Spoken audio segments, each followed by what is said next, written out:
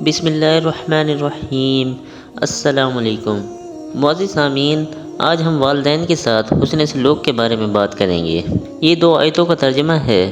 پہلی آیت میں ارشاد فرمایا کہ ہم نے انسان کو وصیت کی کہ اپنے ماں باپ کے ساتھ اچھا برتاؤ کرو، حسن سلوک کے ساتھ پیش آؤ۔ سورۃ بنی اسرائیل رکن نمبر 3 میں اس کا طریقہ کار بھی بیان فرمایا۔ وہاں ارشاد فرمایا، اور تیرے رب نے حکم دیا کہ اس کے علاوہ کسی کی عبادت نہ کرو، اور تم ماں باپ کے ساتھ حسن سلوک کیا کرو۔ اگر تیرے پاس ان میں سے ایک یا دونوں بڑھاپے کو پہنچ جائیں سو ان کو کبھی اف بھی مت کہنا، اور ان کو جھڑکنا اور ان سے خوب ادب سے بات کرنا، اور ان کے سامنے شفقت سے انکساری کے ساتھ جھکے رہنا، اور یوں دعا کرتے رہنا، اے میرے رب ان دونوں پر رحمت فرمائیے جیسا کہ انہوں نے مجھے بچپن میں پالا ہے۔ سورۃ بنی اسرائیل کی آیت میں اول تو فرمایا جس میں والدین کے ساتھ اچھی طرح پیش آنے کا حکم دیا ہے، جو حسن سلوک کرنے اور ان پر مال خرچ کرنے کو شامل ہے۔ پھر بوڑھے ماں باپ کا خصوصیت کے ساتھ ذکر فرمایا کہ ان کو اف بھی نہ کہو، اور ان کو مت جھڑکو، اور ان سے اچھے طریقے سے بات کرو، اور یہ بھی فرمایا کہ ماں باپ کے سامنے شفقت اور رحمت کی وجہ سے انکساری کے ساتھ جھکے رہو۔ پھر ان کے لیے دعا کرنے کا حکم دیا کہ یوں دعا کرو، اے میرے رب جیسا کہ انہوں نے چھٹ پنے میں میری پرورش کی ہے۔ اس میں رحمت اور شفقت کا سبب بھی بیان فرمایا کہ کبھی تم ایسے تھے کہ ان کی شفقت کے محتاج تھے، انہوں نے تمہیں پالا پوسا، تمہارے لیے تکلیفیں اٹھائیں، اب وہ ضعیف ہیں، تم طاقتور ہو، تمہیں ان کے لیے فکر مند ہونا چاہیے۔ مزید تفصیل کے لیے سورۃ بنی اسرائیل کی مذکورہ آیات کی تفسیر دیکھیے، وہاں ہم نے بہت سی احادیث شریفہ کا ترجمہ بھی لکھ دیا ہے جو والدین کی خدمت اور ان کے ساتھ حسن سلوک کا برتاؤ کرنے سے متعلق ہیں۔ والدین کے ساتھ حسن سلوک کا برتاؤ کرنے کا حکم دینے کے بعد اگر تیرے ماں باپ تجھ پر زور ڈالیں کہ تو میرے ساتھ کسی چیز کو شریک ٹھہرائے جس کے معبود ہونے کی تیرے پاس دلیل نہیں، تو ان کی فرما برداری مت کرنا۔ یہ حکم سورۃ لقمان میں بھی ہے۔ وہاں مزید فرمایا کہ ان کے ساتھ دنیا میں اچھے طریقے پر پیش آتے رہو، یعنی اگر وہ کفر و شرک کرنے کا حکم دیں تو اس میں ان کی اطاعت مت کرنا، اور باوجود وہ کافر ہوں حسن سلوک کے ساتھ پیش آنا، اور ان کی خدمت سے دریغ نہ کرنا۔ جیسا کہ ماں باپ کے کہنے سے کفر و شرک حرام ہے، اسی طرح اللہ تعالیٰ کی نافرمانی کرنا ممنوع ہے۔ رسول اللہ صلی اللہ علیہ وسلم کا ارشاد ہے، اللہ تعالیٰ کی نافرمانی میں کسی بھی مخلوق کی فرما برداری کی اجازت نہیں۔ ہاں، ماں باپ کے ساتھ حسن سلوک میں اور مالی انفاق میں کوتاہی نہ کرے۔ حضرت ابو بکر صدیق رضی اللہ تعالیٰ عنہ کی ایک بیٹی حضرت اسماء رضی اللہ تعالیٰ عنہ تھیں۔ وہ ہجرت کر کے مدینہ منورہ آ گئی تھیں۔ ان کی والدہ مشرک تھیں اور وہ مکہ مکرمہ میں رہ گئی تھیں۔ سن 6 ہجری میں جب رسول اللہ صلی اللہ علیہ وسلم سے مشرکین مکہ کا معاہدہ ہوا جس میں یہ بھی تھا کہ ایک دوسرے پر حملہ نہ کریں گے، اس زمانہ میں حضرت اسماء رضی اللہ تعالیٰ عنہ کی والدہ مدینہ آ گئیں۔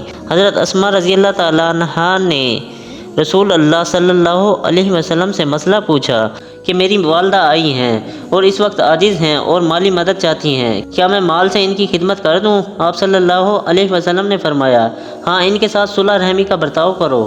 آج کل نوجوانوں کو اس میں بڑا ابتلا ہوتا ہے کہ ماں باپ انہیں گناہوں کی زندگی اختیار کرنے پر زور دیتے ہیں، داڑھی منڈوانے پر اصرار کرتے ہیں، رشوت لینے پر آمادہ کرتے ہیں، بینک کی نوکری اختیار کرنے اور سود لینے کا بھی حکم دیتے ہیں، بے پردگی اختیار کرنے کو کہتے ہیں، ان کے علاوہ اور بہت سے گناہوں کی آزمائش کرتے ہیں۔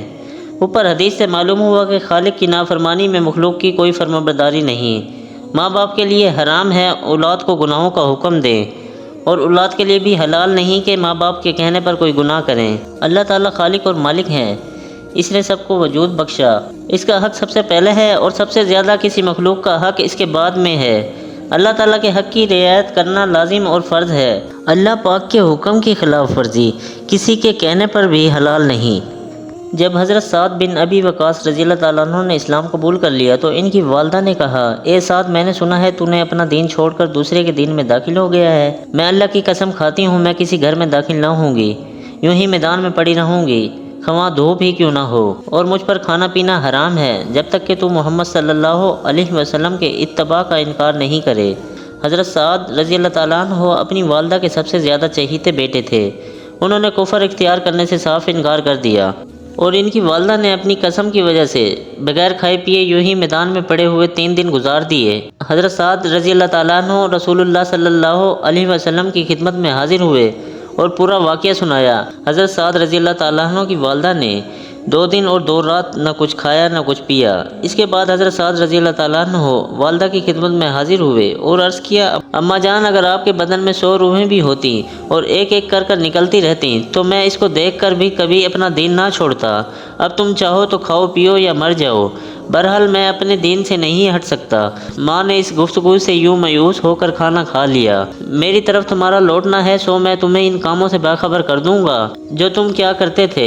اس میں یہ بتا دیا کہ دنیا میں کوئی شخص کیسا بھی عمل کرے، بہرحال اسے قیامت کے دن حاضر ہونا ہے اور دنیا میں جو اعمال کیے تھے وہ سامنے آ جائیں گے اور اعمال کے مطابق جزا سزا ملے گی۔